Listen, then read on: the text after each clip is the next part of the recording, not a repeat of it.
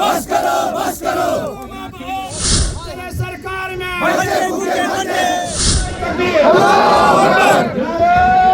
4 बजे तक देखते हैं, अगर कुछ होता है तो यहाँ जो भी कोई अनटोवर्ड्स होगा ये सभी उन अफसरों के पास उनकी रिस्पॉन्सिबिलिटी। हमारे साथ कुछ मुलाजमीन मौजूद है जो पीडीएल टीडीएल में काम कर रहे हैं और इनसे जानने की कोशिश करते हैं कि पिछले 3 दिन से ये स्ट्राइक पे है, आखिर इनके हक में कोई फैसला क्यों नहीं सुनाया जा रहा है। जी हमें बताइए, आज तीसरा दिन है, प्रोटेस्ट जारी है, ऐसा क्यों? देखिए, ऐसा है कि हमारे हक में प्रोटेस्ट हम कर सकते हैं, हमारी एसोसिएशन जो है प्रोटेस्ट कर सकती है। बाकी अरबाब इक़्तिदार को देखना है हालात कैसे ठीक रह सकते हैं, हम उनसे यही गुजारिश करते हैं और गुजारिश के बाद उनका है कि वो कैसे लुक आफ्टर करते हैं, मॉनिटर करते हैं। लेकिन मामला ये है कि अगर चीफ साहब हमें बस इतना लिख के दे कि हाँ डिस्ट्रिक्ट वाइज ही होगा तो हम सेटिस्फाइड है, हम कॉल ऑफ करेंगे। लेकिन मामला यह है कि वो कहते हैं ना कि अंधेरा आया था मुझसे मांगने रोशनी की भीख, मैं अपना घर न जलाता तो और क्या करता। आपने यहाँ के हालात देखिए, आपने यहाँ पे कवरेज की कि लड़कों के साथ कितने सारे मसाइल हैं। हम एक महकमे में काम करने वाले लड़के हैं और अगर महकमे के लड़कों को ये हालत हो रही है तो आप खुद अंदाजा लगा सकते हैं कि यहाँ के बेरोजगार की हालत क्या हो सकती है। बाहर तो हम एम्प्लॉइज है, गवर्नमेंट एम्प्लॉइज है, लेकिन 10,000 या 9,000 पे गुजारा किस तरह हम करते हैं ये हम जानते हैं और हमारी फैमिलियाँ जानती है।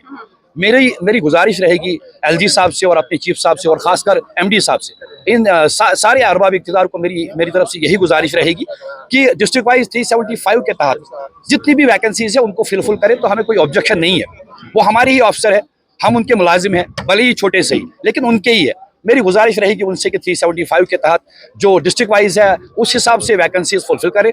और आपने देखा होगा यहाँ पे आपने क्राउड देखा, ये कोई आम क्राउड नहीं है, मुलाजमीन है, पावर डेवलपमेंट डिपार्टमेंट के मुलाजमीन है। नियर अबाउट इनकी तादाद जो है वो 1600-1700 लड़के हैं ये।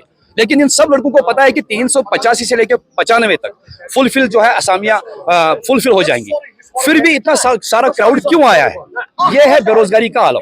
और अगर हमारे हायर अप्स ये नहीं समझते हैं कि इनकी हालत क्या है तो ये तो मैं कहूँगा कि ये उनके लिए भी अफसोस है और हमारी किस्मत के लिए भी। हमें ये बताइए, हमने कल से देखा यहाँ पे लड़के जो है कपड़े फाड़ रहे, जहनी तवाजुन खो बैठे हैं, ऐसा क्यों?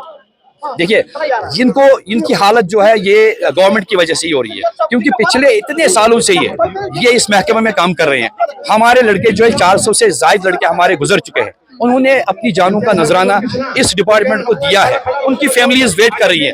और 400 से 500 लड़के ऐसे हैं जो अपाहिज हो चुके हैं, किसी का बाजू कटा हुआ है, किसी की टांग कटी हुई है, लेकिन फिर भी वो उम्मीद लगाए बैठे हैं कि गवर्नमेंट हमारे लिए कुछ ना कुछ करेगी, हमारे हायर अप्स हमारे लिए कुछ ना कुछ करेंगे। तो उसी की फिराक में, स्ट्रेस में है, परेशानी में है, तो ऐसे हालात बनना जरूरी है। तो अगर आपके हक में कोई फैसला नहीं लिया गया तो मुस्तकबिल में क्या लाहेमर रहेगा? देखिए जी, मुस्तकबिल में हमारे यहाँ स्ट्राइक ही कंटिन्यूसली रहेगी, क्योंकि हमारे इक़्तिदार में बस वही एक चीज़ है, हम कंटिन्यूसली क्योंकि आर्टिकल 15 जो हमें इजाज़त देता है हम प्रोटेस्ट कर सकते हैं अपने हक के लिए। हमने कोई तोड़फोड़ नहीं किया, बस प्रोटेस्ट कर रहे हैं आर्टिकल 15 के लिए, उसके तहत हम ये कर सकते हैं। बाकी अरबाब इक़्तिदार को देखना है वो कैसे कर सकते हैं और कैसे नहीं कर सकते हैं। चीफ साहब हमें सिर्फ लिख के दे, फिर वो 4 महीने बाद लिस्ट उठाए, हमें कोई एतराज नहीं है। बस लिख के दे कि हाँ डिस्ट्रिक्ट वाइज ही होगा, 375 के तहत ही होगा, तो हम तो सेटिस्फाइड है।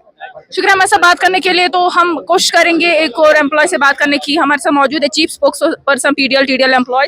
जी हमें बताएं, आज तीसरा दिन है, प्रोटेस्ट जारी है, आपकी आवाज क्यों नहीं सुनी जा रही?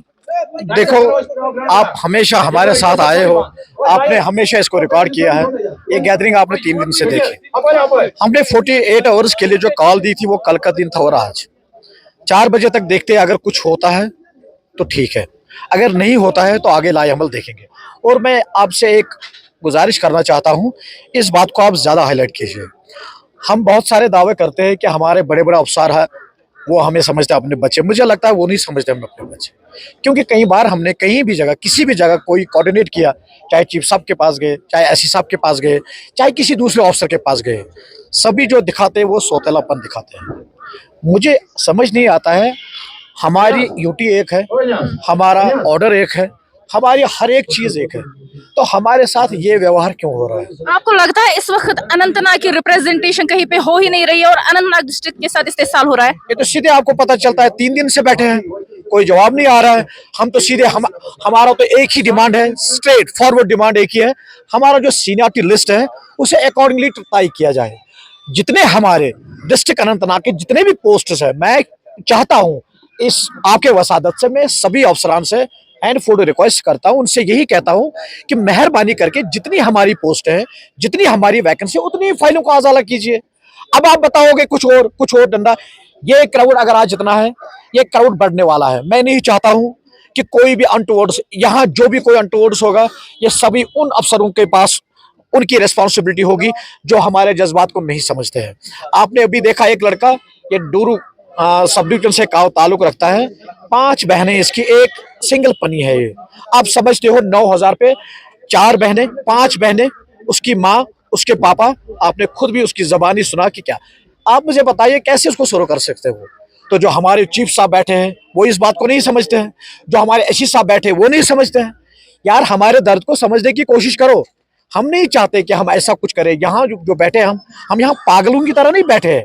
यहाँ कोई ऐसा कोई बंदा नहीं है जो पढ़ा लिखा नहीं है। पढ़े लिखे लोग हैं, समझदार लोग हैं, सभी समझते हैं। मगर जो हमारा आर्टिकल हमें बताता है, हमारा तो बस यही हक है कि हम प्रोटेस्ट कर सकते हैं। और जो हमने प्रोटेस्ट चीफ इंजीनियर के सामने भी किया, उसने भी हमें वहां से भगा दिया। फिर हमने वही प्रोटेस्ट आगे ले लिया, वहां से एससी साहब ने भगाया। उसके बाद हम यहाँ आए। ये बात सही है, हमारे कुछ बंदे कहते हैं कि यहाँ हमारा कोई काम नहीं है। काम तो सही है, ग्राउंड तो एक ही है ना। ये तो पीडीडी है ना, चाहे ईडी अनंतनाग हो, चाहे एसटीडी अनंतनाग हो, चाहे एसटी बिजबिहारा हो, चाहे ईडी बिजबिहारा हो, चाहे एससी ऑफिस, चाहे चीफ ऑफिस, ग्राउंड तो एक ही है ना। कहीं तो गुहार लगानी है ना। यहाँ हम इसलिए जमा हुए ईडी अनंतनाग में। ईडी अनंतनाग में मैं अपने सभी अफसरान का, जो हमारे एससी, जो हमारे एक्जन साहब है, जो हमारे बिल्कुल जो हमारे साथ यहाँ सबॉर्डिनेट थे, सभी ने हमें हर जगह सपोर्ट ही किया है। जो जैसे हमारे कागजात थे उनको वैसे उन्होंने फ्रेम किया। कोई दांधी नहीं है, कुछ भी नहीं है। फिर भी उनको देखना चाहते हो, देखो, आराम से देखो। मगर मैं ये चाहता हूं कि हर घर में रोशनी आनी चाहिए। हर ईडी में हर कोई बंदा काम करता है। ये ईडी अनंतनाग इतना बंदा बढ़ चढ़ के, इसमें डूरू है, इसमें अछबल है, इसमें अनंतनाग है। आप देखो इसका एरिया कितना है, फिर देखो इसमें कितने मुलाजिम काम करते हैं। क्या आप लोगों के लिए ये भी शेम नहीं है कि यहाँ ईडी अनंतनाग में एक बंदा भी नहीं जाता है?